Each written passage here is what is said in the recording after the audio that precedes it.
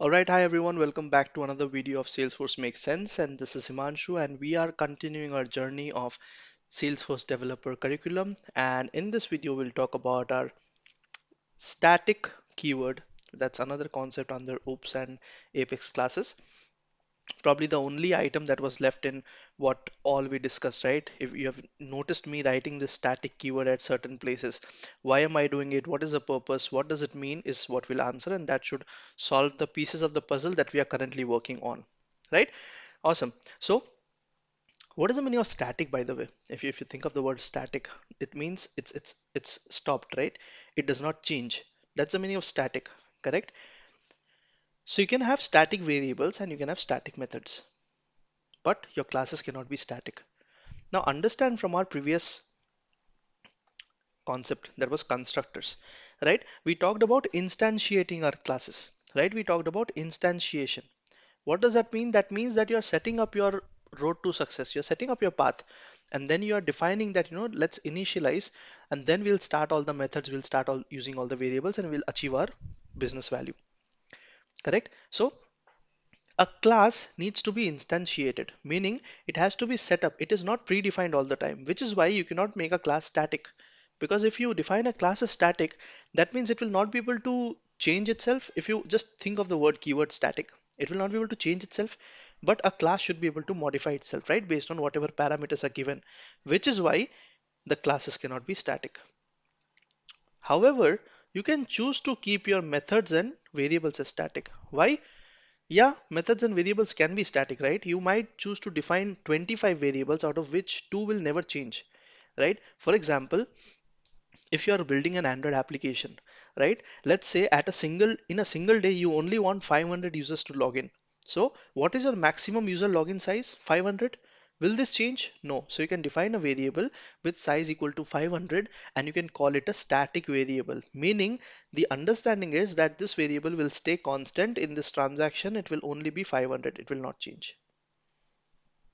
Okay, so that's where you want to use static variables and static methods, and I hope you understand why classes cannot be static. If classes were static, we would not be able to implement any functionality, correct? So static keyword is used when you want something to be initialized once along with the class. So if you notice, these are variables, these are class variables, right? If you want something to be initialized as soon as the class is executed, as soon as the class is instantiated, you create a static variable. What is the meaning of creating a static variable? It is as simple as putting a static keyword here, right after your access modifier. So what this will ensure is, this will ensure that the today's date variable is loaded once for your class. And for the entire transaction where this class is being used, the today's date variable will stay the same. It will not change. Okay, so it will not be reinitialized. Make sense? It will not be reinitialized every time it is called. It will only be initialized once at the load of the class. So when a class is loaded, internally when a class is loaded, all the static members are initialized first in the order they are written in the class. Meaning, if this is a static variable, this will be initialized first. Okay, then my account record will be here and then the static today's date will be initialized. So in terms of these two variables, this will be initialized first, this will be initialized second. And if you notice, as soon as I mark these two variables as static, you see that I'm getting a bunch of errors here that I'll not be able to initialize them. So if you see, static field cannot be referenced. There's a problem that's coming up. So I'll have to get rid of these statements. Okay, another thing with static is, a static variable is consistent and static only within the scope of the current transaction. So let's say you hit the save button on the contact object record, right? So one transaction will start, it will execute the trigger, it will execute the Apex class, it will do 10 things. So that entire transaction is the maximum scope of the static keyword. So as soon as you hit the save button, this variable will be set to false. Let's say it is a static variable, right? You will set it to false. So in that entire transaction, whatever 25 things happen, it will only be set to false once. It will not be initialized every time you instantiate your class. So here, if you are doing your instantiation, right, it will not get reinitialized. It will stay whatever value it has for the entire transaction. Okay. And whenever a new transaction begins, it will be reset. So for an entire transaction, you can use static variables. If you want them to be consistent with your functionality, you can use static keywords. All right. Now, where is a static keyword use? You will use it mostly, to avoid recursion. So what happens in Apex triggers is, let's say you are doing a functionality and you hit the save button. So on save, as soon as the record is updated, you are writing some code that is updating the same record. Correct? So if that same code, if the code is updating the same record, that the trigger code will run again. You'll have to run the code again for the record update scenario, and that goes into a deadlock. That goes into a recursion cycle. Correct? So the same code is executing again and again, doing the same update to the record. That's called recursion. Now, how do you stop it? By introducing a static variable. So what you can do is you can initialize a static variable. Let's get rid of the static names here and let's initialize a new variable just for the purpose of understanding. So I'll say public static max recursions allowed equals 2. Let's say it's an integer variable. All right, so I have to say integer. So the variable name, variable data type, access modifier, value, and I've introduced the static keyword. All right. Now what this will do is as soon as the class is instantiated once or whenever it is loaded, this variable will be set to 2. Okay. Now what you can do is you can simply say max recursions allowed minus minus, as in you are just reducing the count. Okay. And you can check if max recursion is equal to 0, you can just say break or terminate, or you don't want to continue the code. What does this mean? This means, let's say in a single transaction, this particular method, it's a constructor, I understand, but let's say this particular method is executing more than once. That's a recursion.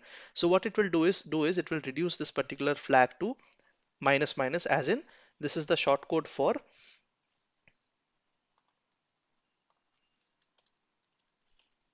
-1. So the first time it comes here, it will come with the value of 2, and after this part is executed, it will be value would be 1. Correct? So it will check, is it equal to 0? No, then it will continue. It will not go inside this if condition. Second time, let's say in the recursion, now it has the value of 1. Why? Because it is a static variable. It will not be reinitialized to 2 every time it comes here, every time the class is instantiated. That's the benefit. So now the value is 1. It will do another decrement. It will be set to 0. Now it is equal to 0, so it will terminate. So your recursion, your loop will run 2 times. Okay.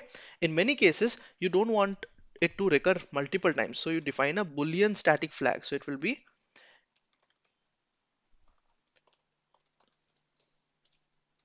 so is already executed equals false.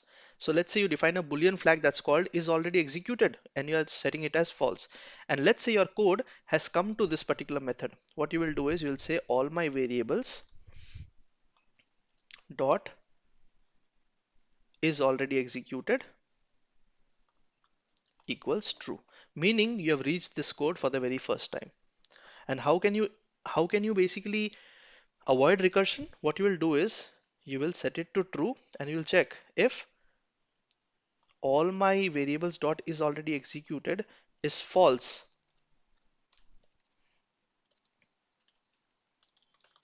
Only then go inside and do the code, meaning you're stopping the code to run it more than once. You're only letting it run once, because as soon as you see that okay it is false, okay, go inside, now it is being set to true. Now the next time if the code is coming for a recursion and it is trying to execute, this value is true, which will not evaluate the if condition and it will break out. It will not run the code again. That is the use of static variables. That is the use of static members. Okay. A static variable cannot be used with the instance of a class. It can be used directly. That is basically the important part I also wanted to tell you. The reason I was using static keyword here, right? Your methods can also be static, correct? Your methods can also be static. So when your method is static, you don't have to instantiate your class. That's a very beautiful thing, right? Because you are keeping them static, you can simply use the dot operator and you can call the method names. So if you notice, I have 3 methods, let's say. Let's get rid of all extra stuff. Okay, now this is the previous state of our class. Let's save it. So I have 3 methods. What are the 3 methods? Calculate age in years, calculate final discount, and calculate final discount polymorphic, right? And all the three are static. Why does this give an error? Return decimal price variable. Okay, all good. Yeah, it's saved. So it's saved, right? Now define the methods as static. Can we define the methods as static? Yes, we can, right? What I want to do is I don't want to define this method as static. Let's say save. Can I do that? So two of my methods are static, one is non-static. Let's try to save it. All good, saved. Now what I want to do is I want to call my methods from here.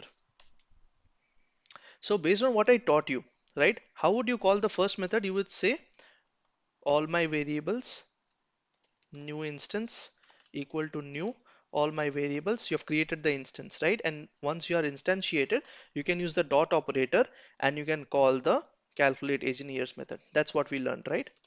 And we try to run it. Okay, so if I try to run the third method, that's a non-static method, and I try to run it, I will be able to run it.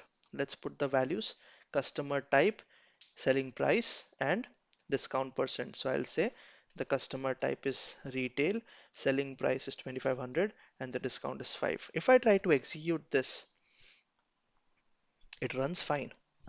Okay, so I'm getting my result. All right. If I now try to execute the same thing with the other variant, which is a static method, this one right here, meaning I will not give the operation type or customer type, just two variables. So it will pick up the second method. And now let's try to execute this particular code. So you see, it's saying that a static method cannot be referenced from a non-static context. So you see, I have created an instance and then I'm saying dot and I'm calling a static method. Correct? So this is non-static in nature because it's a class. A class is non-static, right? A class is instantiated, which is not, if a class is instantiated, it is not static in nature, right? And this instance is calling a static method. So what is this trying to do is non-static dot static. So this is not allowed. You can only do static to static. You can only do non-static to non-static.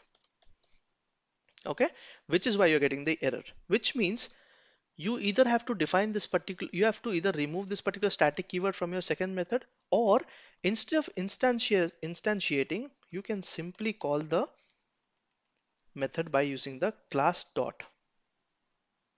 And if you try to execute this now, it executes fine because now this becomes a static context and you're able to execute it perfectly fine. Similarly, for the first method, if I try to access the first method, since it's a static method, I have to access it directly without instantiating my class. So I'll just put the date here. And will this run? This should run perfectly fine because static to static context, meaning you don't need to initialize or instantiate your class to call a static method.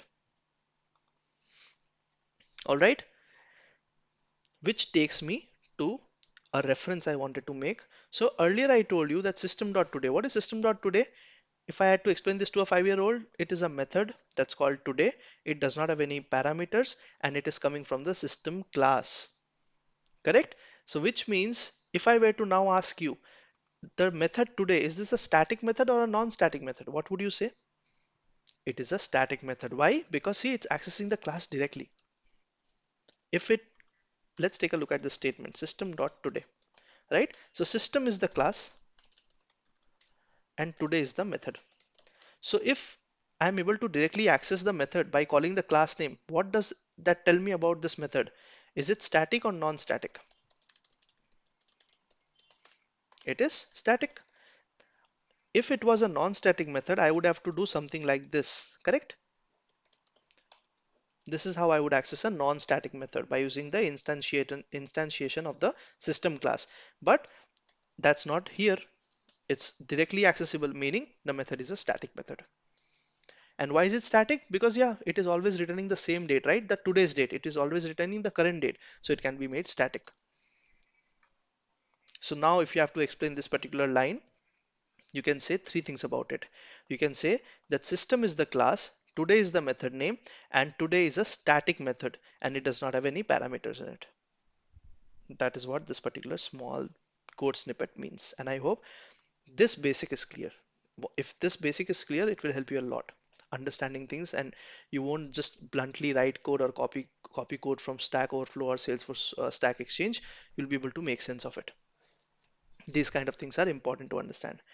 All right, so that was all about static variable, right? One use of static that we looked at is avoiding recursion, because a static variable will only be initialized first. As soon as the class is loaded, it will just get initialized and saved somewhere. That's it. And then the entire transaction can use that value, and it will only be reinitialized when the next transaction starts. All right, awesome. That brings me to the assignment that I want you to set up. I want you to create three static variables. The first one should be max users allowed, and that field should only contain the value 50. The second field should be the current date, or rather it should be the system's current date. It should store the latest date. And the third one should be a list of strings, and it should contain three of your favorite colors. And it should be called fav color list or fav color list. Okay, and all these three variables should be class variables, and they should be defined as static. Okay,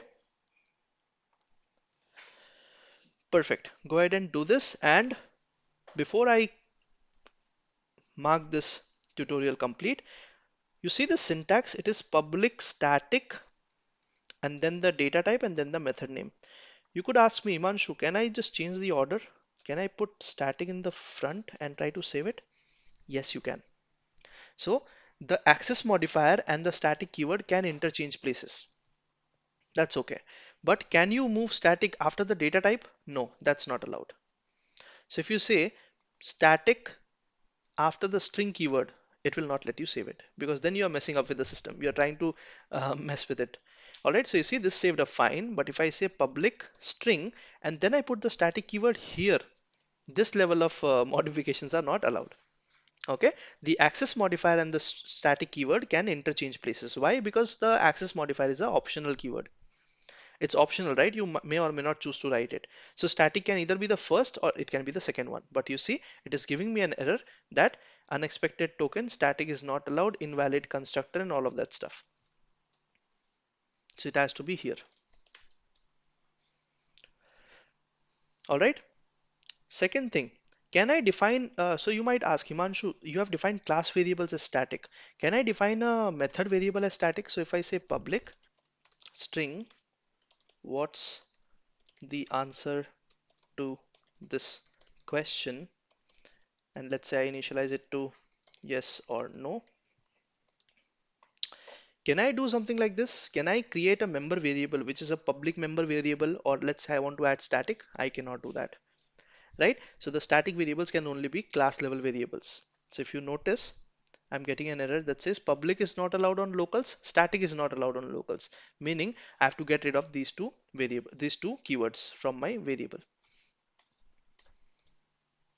All right, so your methods can be static, your class variables can be static, the class cannot be static, and local variables, as in the member variables, cannot be static or cannot be public.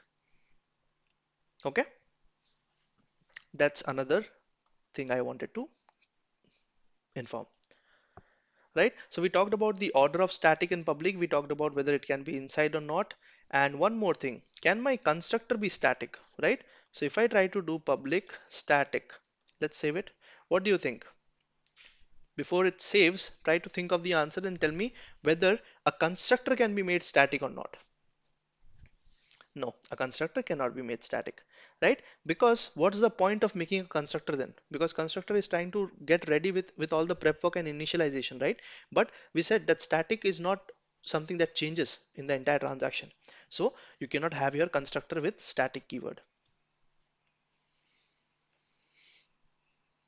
All right, so let's say you have to call the final discount for customer method from your calculate age in years method. Can you do that? Yes. So you have to call, you can do a static to static call. Even that's possible. Okay. Let's look at two or three more things. Okay. What I want to do is I want to call the calculate final discount method. Let's say from this method. So this is a static method and this is a static method. All right. So how would I call it? If I directly call it like this, so the selling price is 2500 and the discount is 5. Let's try to save it. So understand the context. I am on a static context and the method I'm trying to call is another static context method. And I've just simply called the method here with the variable names, right? Selling price and the discount percent. Perfect. So I'm just trying to call one method from another. What happens? It gives me an error. It is an unreachable. Okay, that's another error, but this error can be resolved because I have the return statement here. Let's put it here and let's now try to save it and run. What happens?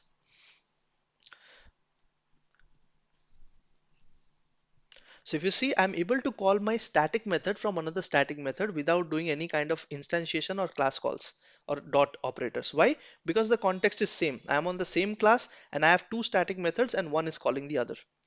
But if I had to do something for this particular method, I'll just introduce the customer type, right? Let's see what happens. So if I want to say retail and I try to save it, so I'm calling a non-static method from a static method. Will it let me do it? Yes, no?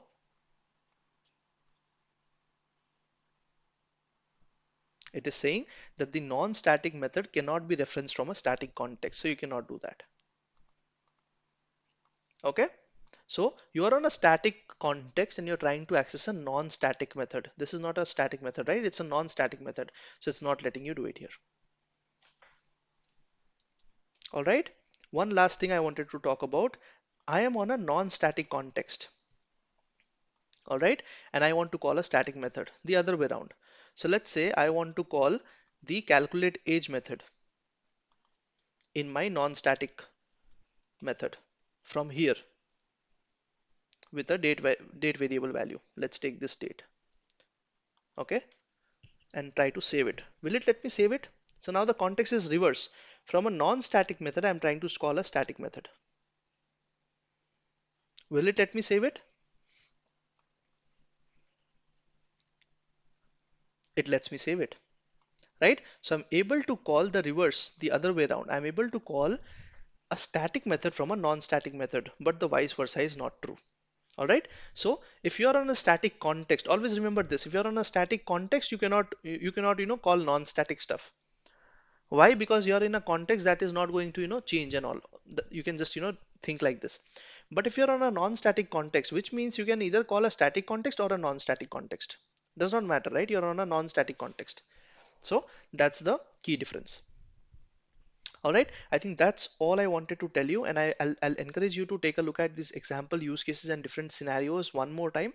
If it was a bit fast for you, if it was a bit overwhelming, take a look at the entire video one more time. Does not harm any of us, right? Just go ahead and do that, and then try to create these three static variables, and I'll see you in the next one. Bye.